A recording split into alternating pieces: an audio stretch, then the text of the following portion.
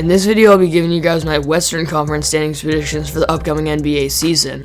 A couple days ago, I uploaded my Eastern Conference standings predictions, so be sure to check out that video as well. And today we got the West. I would definitely say the Western Conference is still probably the stronger of the two conferences, but it is becoming close. The East is putting together some nice teams as well, and in the West, it's interesting to kind of compare some teams at the top that we consider powerhouses, and also young teams last year that kind of emerged into the top teams in the Western Conference. And overall, these predictions were very tough to make, just like my Eastern Conference predictions. So it's going to be interesting to see how these teams stack up in the regular season. But without further ado, let me get into my predictions for the Western Conference standings. Coming in at number 15th, last place in the Western Conference, I've got the Minnesota Timberwolves. I'm on social media, Instagram, and I look a lot. I'm part of the NBA community on social media, and I really don't understand kind of the unnecessary hype around this Timberwolves team for this year. Some people are saying this team's going to make the playoffs this year. I completely disagree. They still haven't put any type of supporting cast around Karl-Anthony Towns that's good enough to even compete for a playoff spot. Their defense is still horrendous. They had the 28th ranked defense in the league last year in terms of defensive rating, which is third last. You can expect the exact same thing this year. They still have bad chemistry, and their defense overall, they really don't have any good defenders on the floor.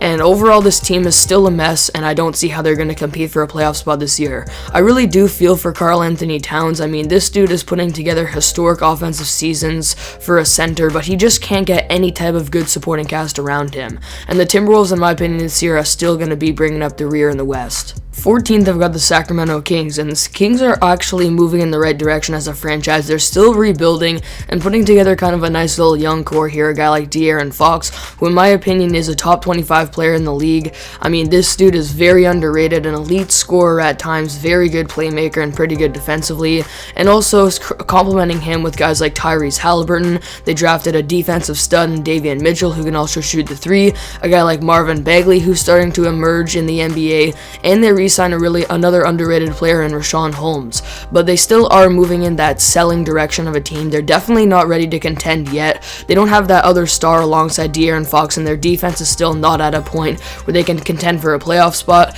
And they are, like I said, in that selling range right now. They are looking to trade Buddy Hield and get some future picks back from him and stuff like that. And overall, they're moving in the right direction. They're trying to build up their future, but they're not ready to contend right now. 13th, I've got the Houston Rockets, and the Rockets made the right decision last year by trading James Harden and going all in on their future. And they do put together a nice little young core here. But again, against the other teams in the West, stacking up against these other teams that are contending for playoff spots, I don't see them doing that well this year and still coming in the bottom three in the West. I mean, they're putting together a nice little young core, like I mentioned, drafting Jalen Green this year, who does still need to develop, but when he does, could potentially be one of the best scorers in the league one day. Christian Wood, who's already emerged as one of the best offensive centers in the NBA, and also a guy like Jae'Sean Tate, who is pretty versatile, can shoot the three, and is pretty good defensively. I just don't see this team. They don't have a good enough depth. Again, just like the other teams I talked about, they don't have good enough defense to contend right now, and again, they're looking towards their future right now and have kind of a nice bright young core. 12th, I've got the OKC Thunder, and honestly, for some of you guys, this actually might seem a little bit high for the Thunder, and obviously they really don't have that much depth right now, and they're obviously centered towards their future. Sam Presti has gotten loaded up with a ton of first round picks for the future, but I think if Shai Gilgeous-Alexander can stay healthy this season, he is turning into a superstar caliber player, and him being healthy alone could propel this team to being 12th in the NBA. Offensively, he's one of the better three-level scorers in the league, ranked last year in the 94th percentile in the pick and roll. He's very effective there, super crafty around the rim, and very good at creating his own shot. An amazing playmaker too, probably a top 20 playmaker in the NBA, and defensively he's good too. So this Thunder team as a whole isn't good enough right now, but Shai Gilgeous-Alexander is super underrated, and literally just him alone could propel this team to being a top 12 team in the West. Number 11, I've got the Portland Trailblazers, and now we're getting into teams that are looking to contend now, but assuming the Trailblazers do keep Damian Lillard, I still see them having a disastrous season this year. The West is getting even better, and tons of teams are looking to contend now, and the Trailblazers just don't have good enough defense to contend right now, in my opinion. They still have pretty good three-point shooting, good spacing for their superstar player in Damian Lillard, but I think he's going to get frustrated with his core surrounding him because it's still simply not that good. I mean, he does have good shooters around him like CJ McCollum, McCollum, Norman Powell signed now, Robert Covington, but defensively, this team has been bad for a long time now. Last year, they were second last in the league in defensive rating, and bottom 5 the year before that as well, and they're trying to add some good defenders right now, but it's still not going together, and even though they fired Terry Stotts, I still just don't see it working out for this team, and I think Damian Lillard might get traded in the middle of this season. I think he'll start this season with the team, but once he starts to get more and more fed up with his mediocre supporting cast, I think he might be gone, and the Trailblazers are going to be selling. So because of this, and also how their defense just simply sucks still, I've got the Trailblazers missing out on that play-in spot this year. Number 10, I've got the San Antonio Spurs, and quite honestly, since they lost DeMar, the Spurs on paper might look like one of the worst teams in the entire league, but they're still coached by Greg Popovich, and I think they do have a pretty underrated young core here. Guys like DeJounte Murray, Lonnie Walker, Keldon Johnson, Derek White, and Jakob Poeltl. All of these guys fit really well into Popovich's system, especially on the defensive end of the floor. Most of these guys are very good defenders, especially a guy like Poeltl.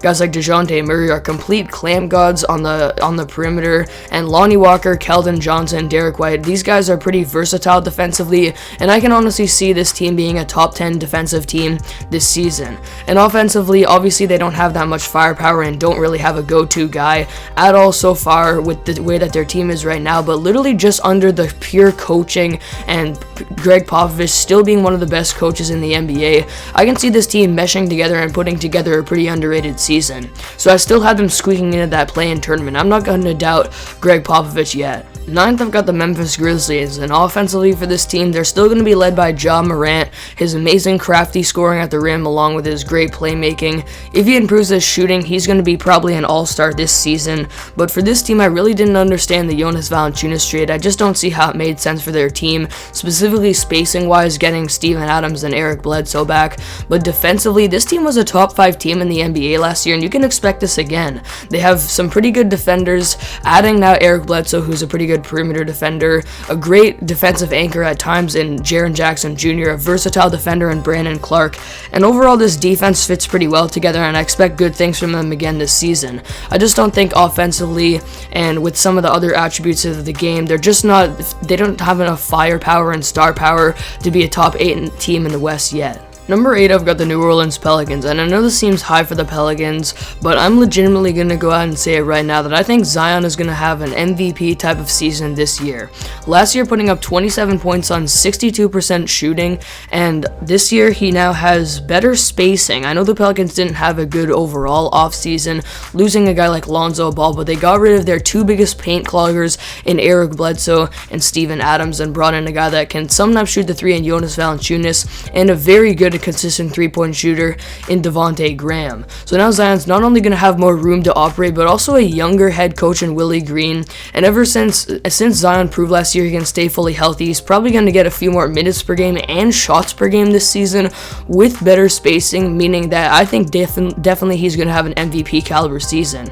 I'm probably going to make a whole separate video on this topic right here because I'm so fascinated by how Zion could have an incredible dominant season this year, and honestly, I think just him alone offensively will will the Pelicans into that 8 seed this year.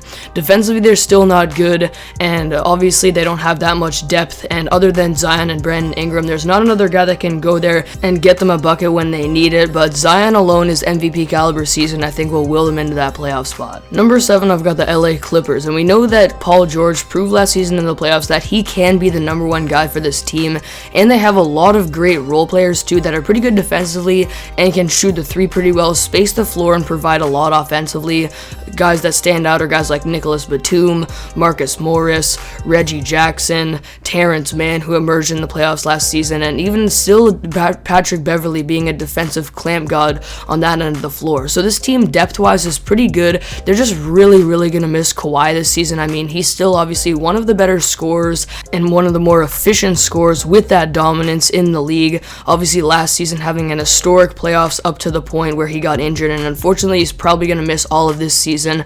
And defensively, I'd say he's still probably a top 15 defender at least in the NBA with his amazing on-ball defense at times. So I think they're really going to miss him, and because of this they're not going to be that powerhouse team that they've been looking to be for the last few years. But I think with Paul George leading them and their pretty good defense, shooting and depth, I think they can still squeak into this 7th spot here. 6th, I've got the Golden State Warriors, and yes, the Warriors are back this season with their core of Steph Curry, Klay Thompson, Draymond Green, and also bringing back Andre Iguodala, who's not the same player anymore, but still is going to have an impact for this team on both ends. Now, I just don't see Klay coming back the same this season, and this team hasn't really played together as a group for a while now, so I don't see them coming back and being better than some of the teams that I have in the top 5 here, and really Klay is going to have a tough time coming back, doing things like playing elite defense and his off-ball movement, coming off of that ACL injury and being out for 2 years, but this team is still going to be definitely contending this season. In the top 6, they have, in my opinion, the best player in the league in Steph Curry. Be sure to check out the video I made on why I think he's the best in the league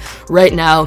Great playmakers like him, Draymond, and still that amazing offensive system, and probably a pretty good defensive team too, and they have Andrew Wiggins now for some extra offensive production and on-ball defense. So this team is going to be pretty good, but I just don't see them having that chemistry and that same dominant super team type of team that they did back in 2015. Number 5, I've got the Dallas Mavericks, and this team defensively isn't going to be good enough to be a top team in the Western Conference, but we saw this year how Luka Doncic's on-ball play can be good enough to have your team succeed at a high level, and I think he's definitely going to have an MVP caliber season this year, maybe prove that he's one of, if not the very best player in the league by the end of this season, and him alone with his incredible playmaking ability, shot creation ability, and incredible scoring will this team all the way to a top 5 seed in the Western Conference, in my opinion. And this team also has pretty good spacing around him, good offensive depth, shooting, and some pretty good 6 men off their bench too. A guy like Jalen Brunson stands out. Last year they had a top 10 offense in terms of offensive rating in the league, and you can expect this, if not better, from them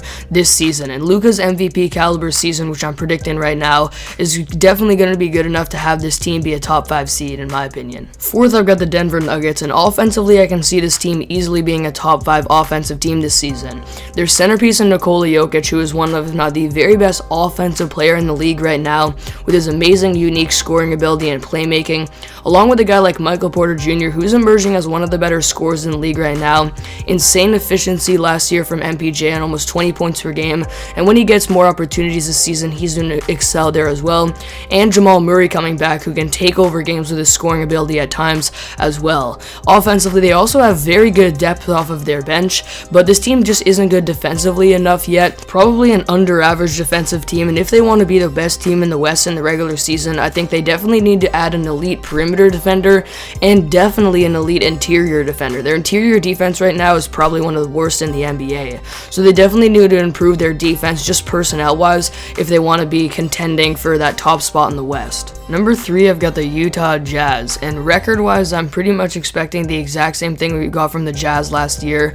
Basically, almost a top 10 offensive team and defensive team, offensively led by Donovan Mitchell, their main scorer, with some great spacing, shooting, and overall chemistry, ball movement, a great offensive team, and defensively, their elite defensive anchor in Rudy Gobert. He's basically everything for them defensively. I don't think they would be probably an average team defensively without him, so if this team can stay healthy, record-wise, I'm basically expecting the exact same thing we got from them last year. I just think that 2 teams are pretty much powerhouses right now that I have ahead of them, so the Jazz for me are coming in at number 3 here. Second, I've got the Phoenix Suns, and ever since they lost that NBA Finals, people have kind of been writing them off for this season, but I still think they're one of, if not the very best team in the entire NBA. Their defense is completely elite. They might very well have the best defense in the league this year. They do a fantastic job of defending the interior, shrinking the floor, and recovering out to shooters, almost playing a zone-ish type of style sometimes, which is very effective for them. And offensively, they have fantastic depth. They're very, very good in the mid-range area with guys like Chris Paul and Devin Booker,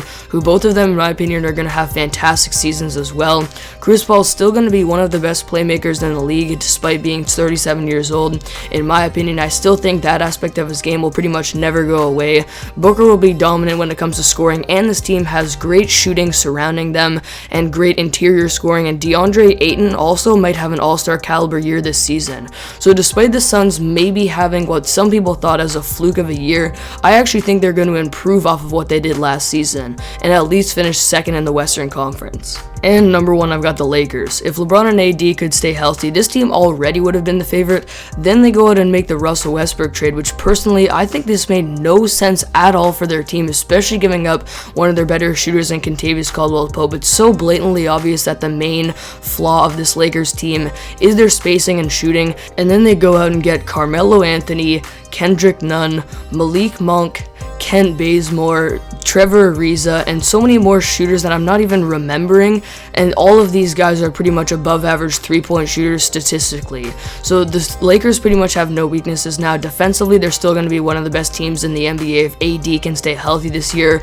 In transition, they're going to be by far the best team in the league with Russell Westbrook and LeBron, and now that they've surrounded themselves with some shooting, around with this incredible star power of a team with incredible interior scoring, playmaking, and defense, this team is probably the best team in the NBA right now. So there you have it. That's the end of today's video. Thank you all for watching this video. It was definitely a longer video today, so I appreciate you guys if you stuck around to the end. Be sure to comment down below your thoughts on today's video, and if you're new, be sure to subscribe to the channel. I've got lots of other off-season content planned and coming up, so hit that subscribe button. Be sure to check out my Eastern Conference predictions if you haven't already as well. Thank you guys for watching, and I'll see you all next video.